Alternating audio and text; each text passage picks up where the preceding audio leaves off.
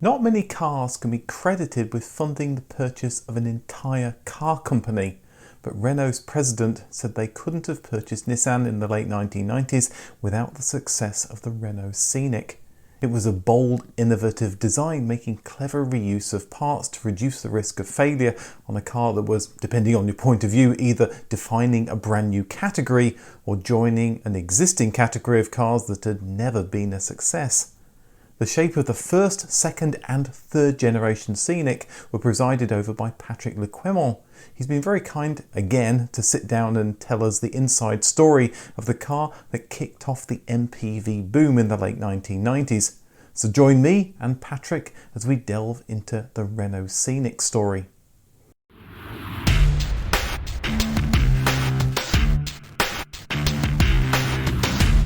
Despite knowing nothing about the car industry, newly installed Renault president, industrialist Raymond Lévy, wanted to take the company in a new, innovative direction.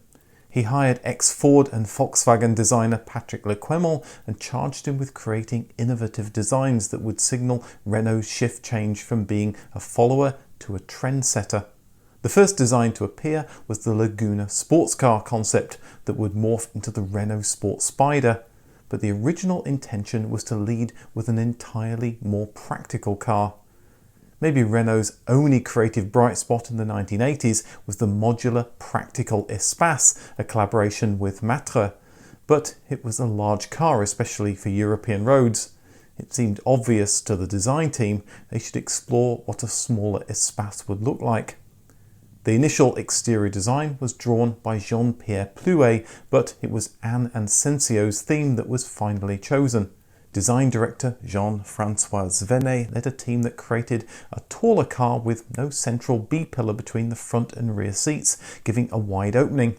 Like the Espace, front seats could pivot to create a living room on the move, along with 3 individual rear seats for a growing family.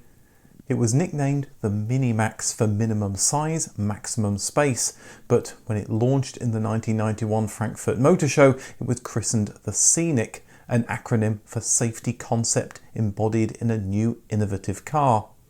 Patrick led the team who poured their creativity into the concept. And we started working on this car with this idea of coming up with a brand new concept. A brand new concept where we were very much family oriented, with the idea of offering an interior where even the kids would be happy. I had so many stories of children not being too happy being sat in the middle of the car in their their parents' cars.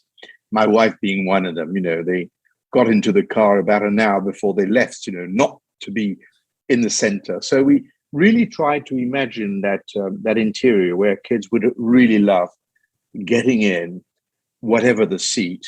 And so we designed it with individual seats, with individual tables, with individual areas for them to place their toys or their books or whatever.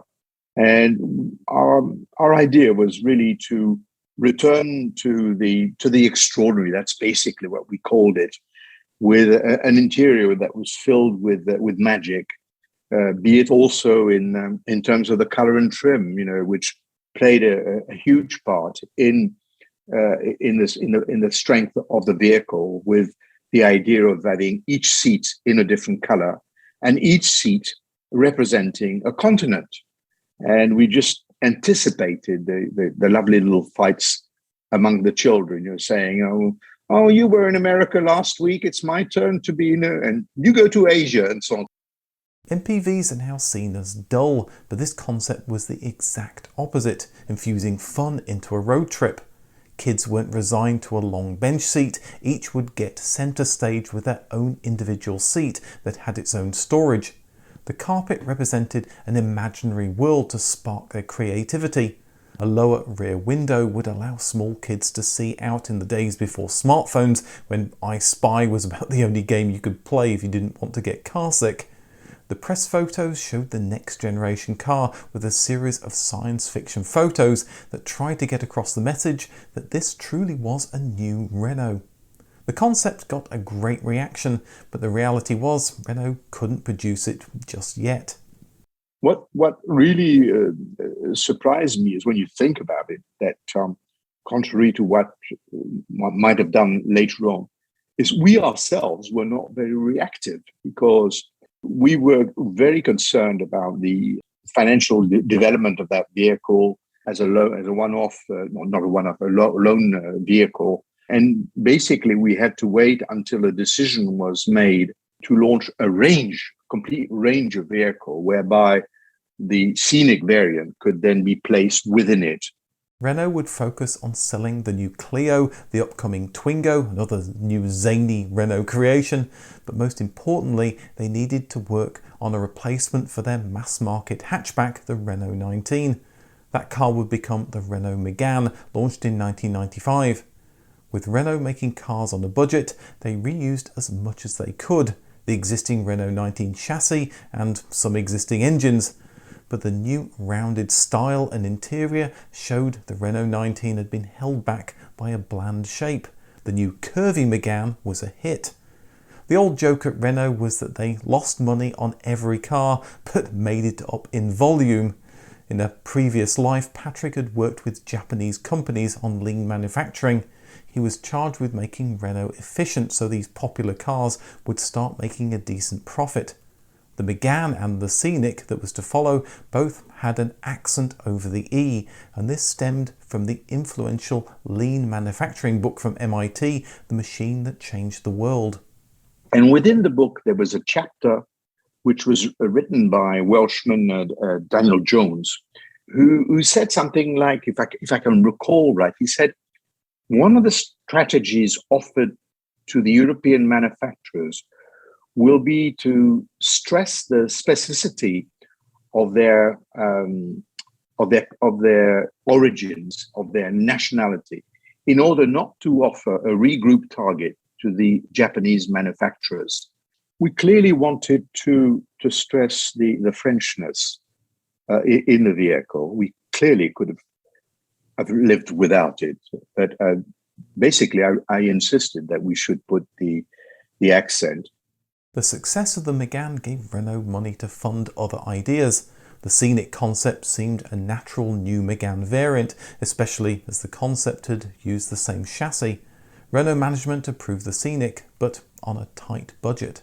And so at the start, it was in fact going to be in plastic, the same body, polyester, it was the same body as that of the first three generations of the Espace, because we just didn't believe that we would be making big volumes.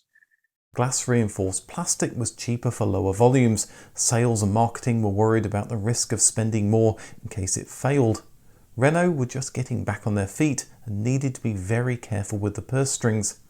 Product planning had more belief though. Minivans had taken America by storm in the 1980s, so why not a smaller version for Europe? Renault's new president, Louis Schweitzer, agreed and invested extra money to make the car in sheet metal, a material that would save money, but only if the car sold well. The Megane had used as much as possible from the Renault 19 as possible. The Scenic would do the same, borrowing the Megane's chassis and powertrains as well as many other parts. What we did do was to ensure that the instrument panel and then all that was assembled behind it was exactly the same as the sedan. It just meant that the actual instrument panel was tilted a little bit. And then we ensured that we really did a thorough carry across operation, and anything that we could do. I mean, it went all the way down, to door handles and things like this. Everything that we could do was carried over within the whole range, was carried across. And that made a huge difference in terms of the overall investment. What budget the team had was put into making the Scenic the practical mini Espace they'd envisioned in the 1991 concept. There would be those 3 individual rear seats for each child that would move backwards and forwards and recline. They'd have storage space under the floor, trays on the front seats, and even their own sunroof.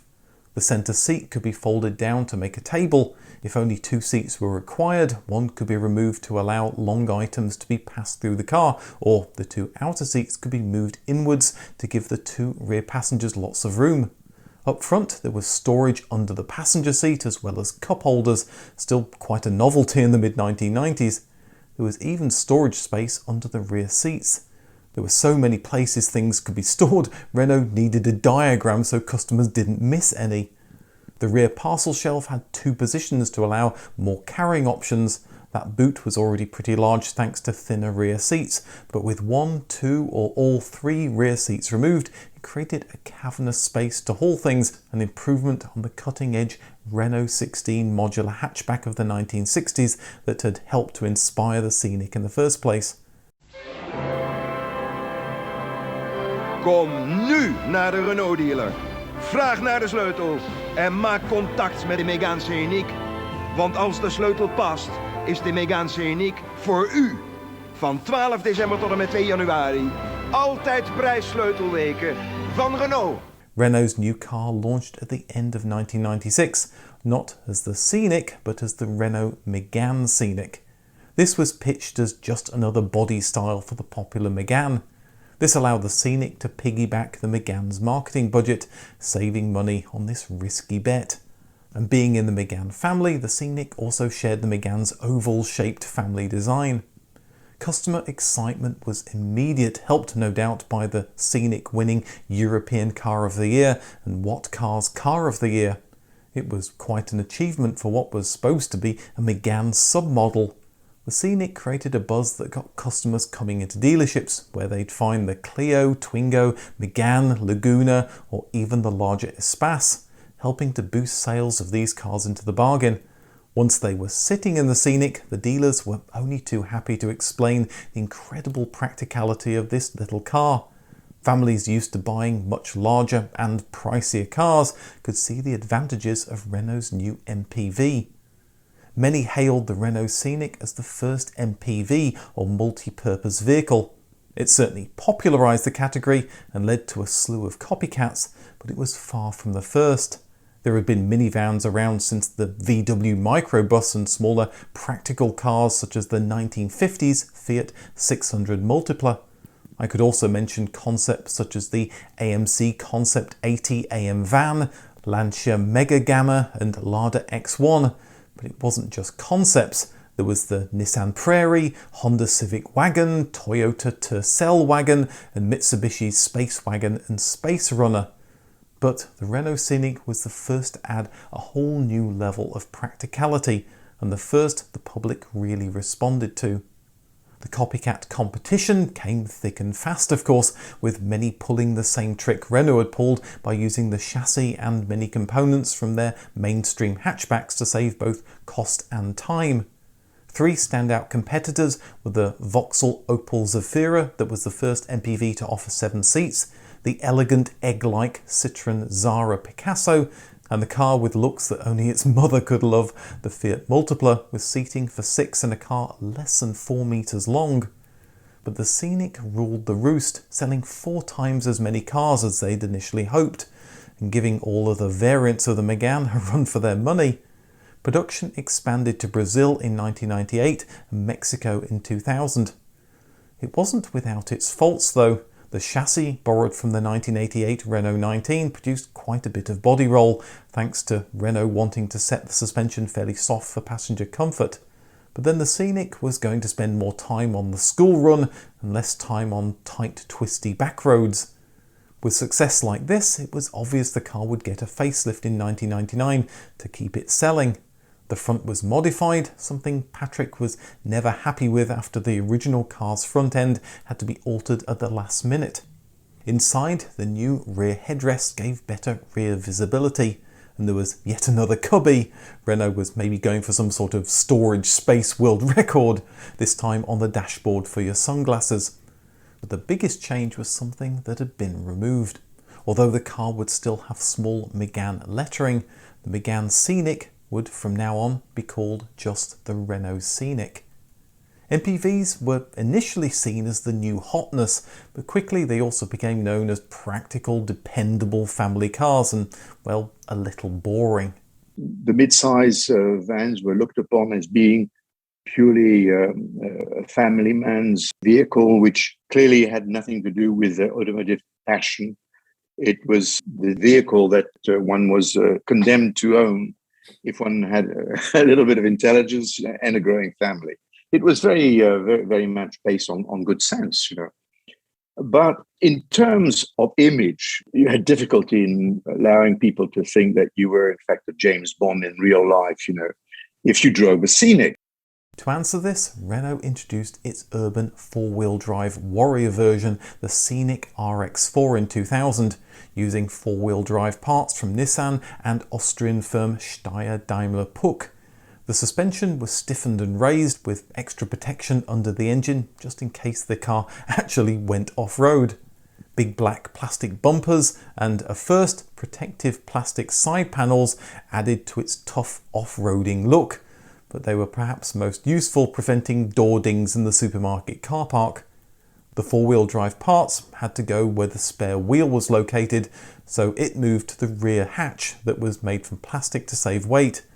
All that weight on the plastic door didn't work well and many would crack under their own weight, especially as the plastic aged. There was good initial demand. It was the best-selling 4x4 in France in 2001, but poor gearbox reliability scared customers away, and in the end only 40,000 were sold.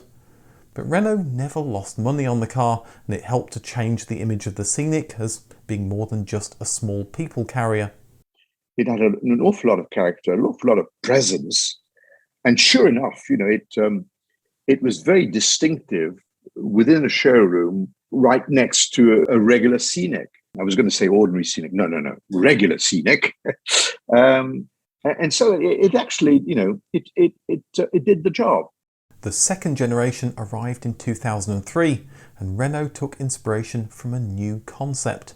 Probably the most important concept that I've done, all these years, or been involved in.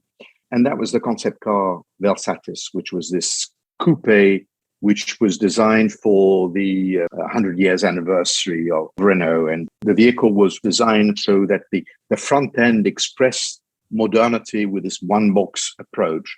And then the rear was very flamboyant and recalling, in fact, the flamboyance of French carrossery just pre-war. The Velsatis concept got a warm reception when shown in 1998, and the bulging rear and widescreen rear window appeared first on the Renault Aventime, then the second generation Megane. It was natural that the Mark II Scenic would follow this new Renault family shape, although with a minimal bulging rear bottom. The development was managed by Carlos Tavares, a car nut who would become president of the Stellantis group. It used a new Renault-Nissan chassis that could better handle fast bends. The chassis would also be used by the Megane, and parts would be used for the Nissan Qashqai. There were two versions now, the 5-seater Scenic and the 23cm longer new 7-seat Grand Scenic that arrived a year later to compete with the Vauxhall Opel Zafira. There was even a 2-litre 16-valve turbo version with a 0 to 60 time around 8 seconds if you wanted to take your kids around a racetrack. Gone were any Megane badges, the Scenic was officially its own model. The wraparound front windscreen was a technical challenge to pull off. It gave great visibility up front, as did the low rear window line carried over from the first generation. The new styling didn't come at the expense of practicality though. The double sunroof was replaced by a full glass roof, giving the cabin a more open feel. The ignition was controlled by a funky Renault card key fob. It got its own brand new dashboard, but underneath it was still 30% Megane. Like the Fiat Multipla, the gear stick grew out of the dashboard to allow more space on the floor between the front seats. The passenger seat could now fold to make a table. The electronic dials moved to the middle of the dashboard. But it was the rear that had made the first generation sell so well, and Renault didn't mess with that winning formula. And what a winning formula it was! Sales were, if anything, higher than the first generation, as Renault's bold styling answered the critics who said MPVs were dull family cars. There had been some quality issues with the first car, maybe due to the frenetic pace to produce them, but this improved with the second generation. It didn't prevent issues with the electronic key fob and some of the engines, but these problems were soon fixed. Although Europe got the second generation, production of the first generation continued in Brazil until 2010. A small facelift appeared in 2006. LED lights were used around the car, the front look changed ever so slightly, and the interior trim got a tweak. Due to a lackluster reception, the four-wheel drive RX4 had been dropped, but in 2007, Renault tried something similar with the Renault Scénic Conquest. Again, it got more black plastic and raised suspension to give it a little more off-roading presence, but this time it was only front-wheel drive. It was around this time a change of management led Renault to focus more on cost. The innovative style and design of the 1990s took a backseat, with many people in Renault leaving. The third generation Scenic, we enter a totally different environment. We enter the environment of the arrival of Carlos Ghosn at the point in time when Louis Schweitzer goes into retirement. We enter into a period where clearly there is a feeling that we should leave what had been our credo, namely that we had termed this period where we're doing this very strong identity vehicle, which I had called them landmark designs. And, we were returning back to manifold market research, doing cars that wouldn't offend little ladies crossing the street. And it was clearly, a little bit of this and a little bit of that. You wouldn't get, your heart thumping, but you wouldn't get a heart attack. And you did not dislike it, but you didn't love it. But bland looks aside, the next generation Scenic was another great value, good, solid car. It used the same chassis as the second generation, handling improved, as did cargo space. The larger Grand Scenic got a different look at the front, with taillights that wrapped around in a pleasing boomerang shape. Renault, like so many companies before them, had created a radical product in the Scenic, which had been a hit, but they were reticent to do anything radical to future versions in case customers were turned off. Revolution turned into the status quo. If you were looking for something different, you had to look elsewhere. Inside it was more of the same, a well-executed update to the Scenic with all the latest modern conveniences, and the double sunroof was back. It was a hit with customers and motoring critics, praising in particular the much improved steering and handling. 2012 brought another small facelift with a small front change, new engines including a frugal 1.2 litre and an updated digital cluster. Rather strangely though, just 1 year later, Renault introduced another update with another front end. The rise of crossovers definitely impacted sales though, as they did for the Scenic's competitors. MPVs were so 1990s. The car still sold respectfully and remained the best-selling MPV in France. Maybe because of this, the successor to the Scenic Conquest, the 2013 Scenic X Mod, was pitched as a crossover, but although it featured a new type of traction control, more ground clearance, a body kit and yet another front end, this was just the same old MPV Scenic.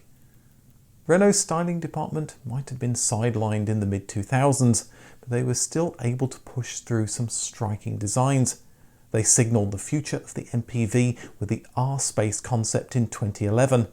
The elegant exterior with clamshell front and rear doors gave way to an interior that was pure fantasy, maybe some sort of homage to Minecraft.